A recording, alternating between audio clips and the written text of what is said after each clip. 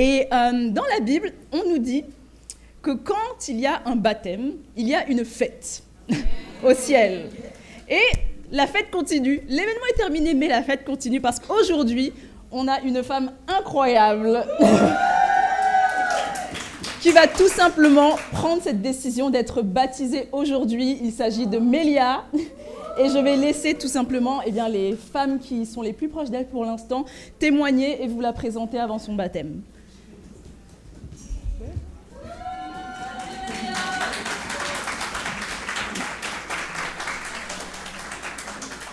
Rebonjour, j'ai l'honneur de vous présenter Mélia. C'est une jeune femme incroyable qui, justement, s'est laissée renouveler par Dieu, en fait. Elle a 26 ans, elle est étudiante en alternance dans le marketing, elle est même auto-entrepreneuse. Donc, si vous avez la vision pour vous-même, vous pouvez aller la voir après. Mais surtout, ce qui était le plus impressionnant, c'était tout simplement ton cœur à travers les Écritures.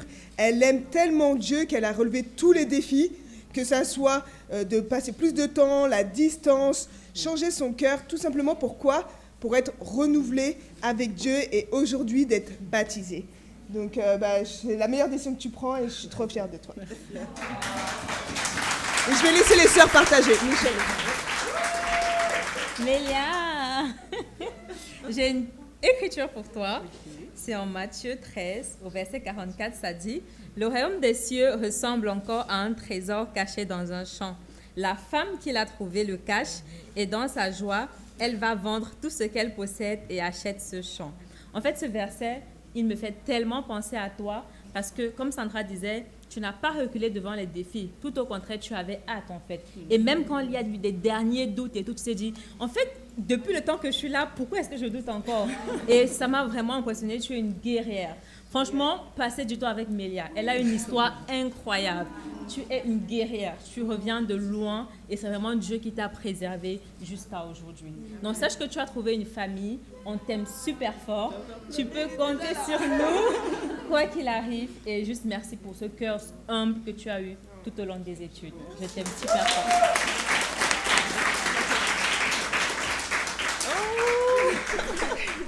Je suis trop contente parce que franchement, Mélia, tu sais à quel point je t'aime déjà. Je t'aimais déjà avant même qu'on se connaisse vraiment. Et je suis tout simplement reconnaissante que déjà que tu as été tellement transparent, tellement honnête durant toutes tes études et que on n'avait fait que 3 études, tu demandais déjà, ok, c'est quoi le prochain? Ok, c'est quoi le prochain? Et le fait de voir ton obéissance a eu un impact sur ton travail et que tu étais tellement impressionnée. J'étais là, mais oui, la Bible, elle fonctionne quand tu la mets en pratique. Tu étais là, non, mais vous savez pas, ça a fonctionné, j'ai réussi. J'étais là, oui, je sais. Et je ne suis pas surprise.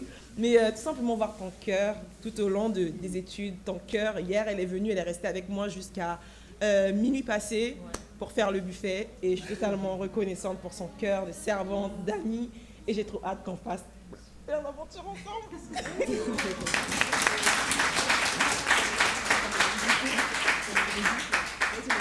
Ah, c'est à moi. Bonjour à tous. Vous m'entendez bien? Oui, vas-y. Ok. Bon, beaucoup de pression. C'est la première fois que je parle de moi devant tant de personnes. Et aujourd'hui, je voudrais vous parler de bonheur parce que je l'ai longtemps cherché et je pense que je vais très vite pleurer. Vas-y, Mélia, t'inquiète. On a des mouchoirs. J'ai longtemps cherché le bonheur. Ouais. Parce que... merci. Parce que j'ai vécu des choses dans ma vie qui ont fait que j'ai dû apprendre à me battre très très jeune. Et en fait, au lieu de compter sur Dieu, j'ai tout mis dans le travail, les études, l'entreprise. J'ai vraiment tout fait pour trouver ce bonheur.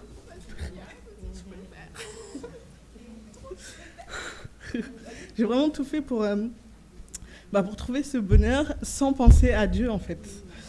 Parce que pour moi, ce n'était pas vraiment une option. Je pensais vraiment que le bonheur venait de moi-même, venait des choses que j'allais faire, justement de l'entreprise, du travail, de l'école, des relations aux hommes aussi, des relations amicales. Je pensais vraiment que le bonheur, c'était à moi de le trouver, à moi de le créer. Et en fait, je me fourvoyais. Je me fourvoyais Et en fait, décembre 2022, donc il y a quelques mois, j'ai fait une très très grosse dépression. Et j'ai demandé à ma belle-mère comment je pouvais m'en sortir, en fait, parce que j'ai une entreprise, je sais pas, je suis une femme indépendante, je suis une girl power et tout. Et en fait, je suis dépressive, comment ça se fait? Et elle m'a répondu, Mélia, lis la Bible et tu verras que toutes les réponses dont tu as besoin sont dedans. Moi, je l'ai regardé. Je lui ai dit, de quoi tu me parles? Je te pose de vraies questions, je veux de vraies réponses, en fait. J'ai pas besoin de ta Bible, enfin voilà. Et finalement, je l'ai quand même écouté, j'ai acheté une Bible. Et j'ai commencé à lire la Bible le 1er janvier de cette année.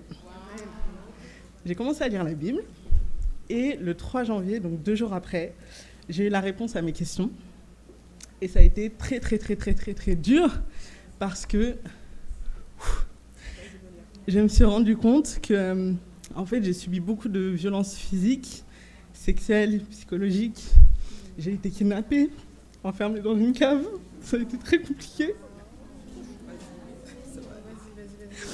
Et en fait, le seul moyen pour moi de survivre, c'était justement d'oublier cette partie-là, d'oublier cette Mélia, d'oublier cette adolescente, d'oublier ce que mon corps avait subi pour me focus sur autre chose. Et en fait, en lisant la Bible, je me suis juste rappelé que je cherchais le bonheur, mais qu'en fait, je ne l'acceptais pas, parce que je pensais que je ne le méritais pas, avec tout ce que j'avais vécu. Et du coup, le 5 janvier, 2 jours après encore, j'ai fait une promesse à Dieu qui a été de justement chercher une église pour rencontrer d'autres femmes, rencontrer aussi d'autres personnes qui pourraient m'aider à partager ma foi. Et donc ça, c'était le 5 janvier. Et le 5 février, en cherchant sur Instagram, j'ai trouvé cette église et j'ai participé au premier culte de cette église.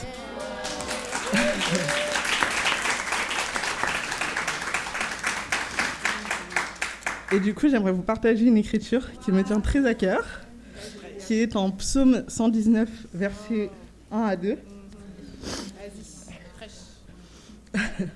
qui nous dit que « Heureux ceux dont la conduite est intègre, ceux qui marchent suivant la loi de l'Éternel.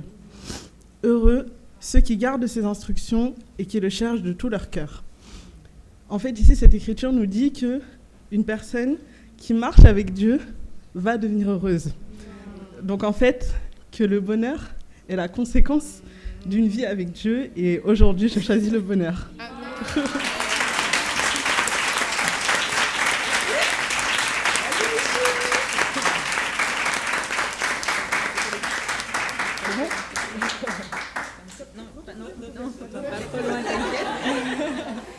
Alors, Mélia, juste merci pour ton ouverture. Et maintenant, je vais te poser les 2 questions, comme on dit toujours, les plus importantes de ta vie. Première question. Question pour champion. Est-ce que tu crois que Jésus est le Fils de Dieu, qu'il est venu sur terre, il a vécu une vie sans péché, il est mort et il a été crucifié à la croix pour tes péchés. Il est ressuscité le 3e jour et maintenant il est assis à la droite de Dieu. Oui, je crois. Amen. Deuxième question. Quelle est ta bonne confession? Jésus est Seigneur!